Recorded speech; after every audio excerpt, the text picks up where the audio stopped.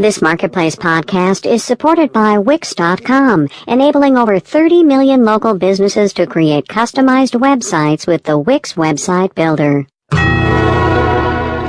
Marketplace is produced in association with the University of Southern California. On a Wednesday in February, here's what we've got. A little health care, a little debt limit, and I do mean a little bit.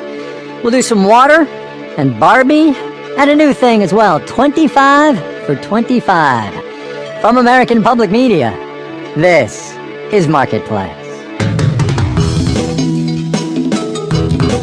Wake up to the day's top business headlines. Subscribe to the Marketplace Morning Report podcast. It's on iTunes and marketplace.org/podcasts.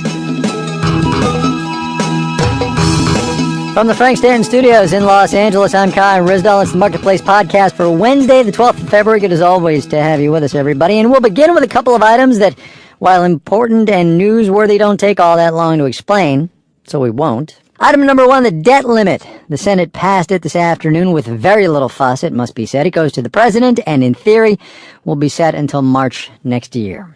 Item number two, the Affordable Care Act, Obamacare. The White House released new numbers on enrollment today. 1.9 million people have signed up through healthcare.gov. Another 1.5 million or so through state exchanges. About a quarter of the total are young adults. That is a slight increase in that percentage, and in theory, that's a good thing, because those young adults are healthier, again in theory, and thus cheaper for insurance companies to deal with.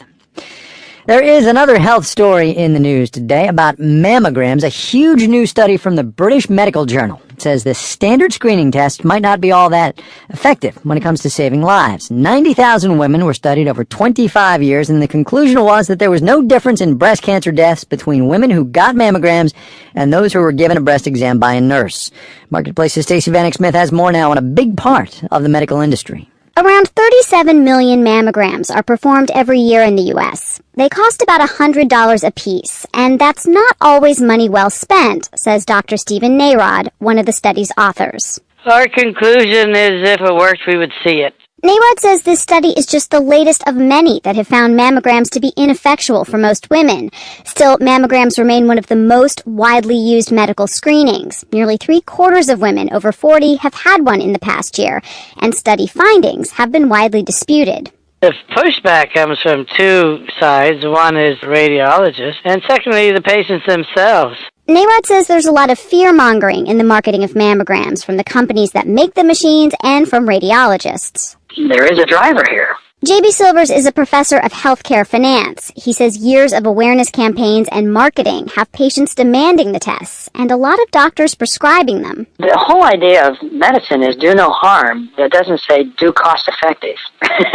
So if it looks like something might be of value and might be able to help you out, there's a big incentive to go ahead and do it. But there can be real harm in taking unneeded tests, says epidemiologist Cornelia Baines, who co-authored the study. We end up with one screen-detected cancer in 3 being overdiagnosed, and that means women got breast cancer therapy that they really didn't need. In a statement, the American College of Radiology said mammograms have saved millions of lives, and the study is deeply flawed and didn't include the most updated screening technology. I'm Stacey Vanek Smith for Marketplace. On Wall Street today, as that big storm crawls up the East Coast sideways, went the stock market. We'll have the details when we do the numbers.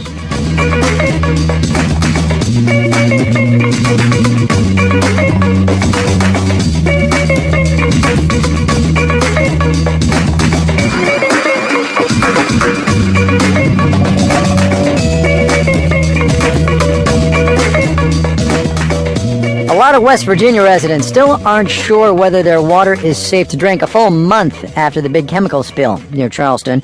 The CDC, the Centers for Disease Control, says the water is fine. State health officials aren't quite saying that.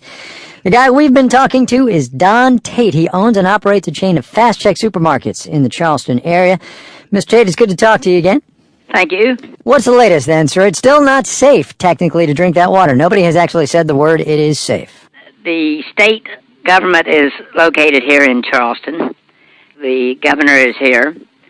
But no one will declare the water safe as such. Now, the governor has hired a company who's going to come in and do home testing because people are still complaining about